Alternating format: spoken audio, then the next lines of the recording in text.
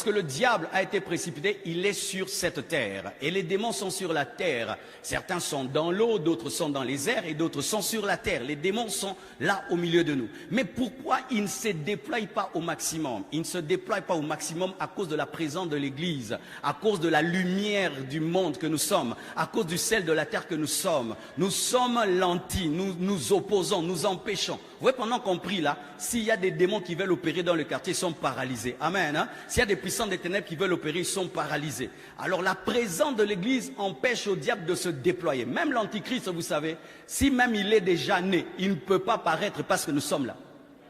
La Bible dit que le mystère de l'iniquité agit déjà. Et l'homme de l'iniquité doit paraître. Mais pour l'instant, il y a celui qui l'empêche de se manifester. Et celui qui l'empêche de se manifester, c'est l'Église. Amen. Il faudrait que l'Église soit enlevée pour que l'Antichrist se manifeste. Mais quand Jésus va prendre l'Église, l'Antichrist sera un jugement de Dieu. L'Antichrist, si vous ne savez pas, c'est un jugement de Dieu. Pour dire, vous avez refusé le Christ, je vous livre à l'Antichrist. C'est comme tu éduques ton enfant. Dans l'amour et dans la joie, dans le respect, il n'écoute pas. Tu l'envoies chez quelqu'un qui va le tabasser afin qu'il apprenne à écouter. C'est ce qui va arriver. Comme le monde a refusé Jésus, a rejeté Jésus, Dieu va dire, ok, je vous livre à Satan, je vous livre aux démons et vous allez vivre, c'est quoi l'absence de mon règne? C'est quand maintenant l'Antichrist va torturer la terre, établir la marque de la bête. Mais sachez ceci, chaque fois que le péché grandit, Dieu juge. Quand le péché grandit dans la vie d'un homme, il te laisse, même dans ta propre vie, il te laisse,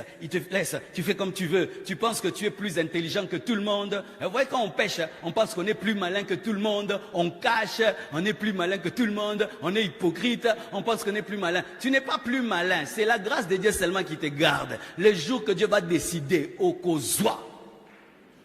Alléluia.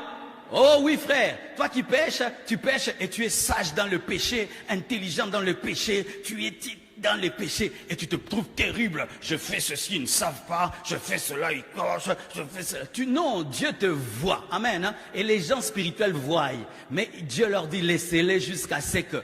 Sache ceci, ce n'est pas parce que tu pêches et que Dieu ne te touche pas qu'il ne te touchera pas. Il se prépare à bien te toucher. Pourquoi il y aura l'enlèvement? Parce que le péché grandit. Et comme le péché grandit, Dieu doit frapper au travers de la tribulation. Et pour terminer, parce que Dieu, dans sa justice, ne détruit jamais les justes avec les méchants. Acclamons le Seigneur.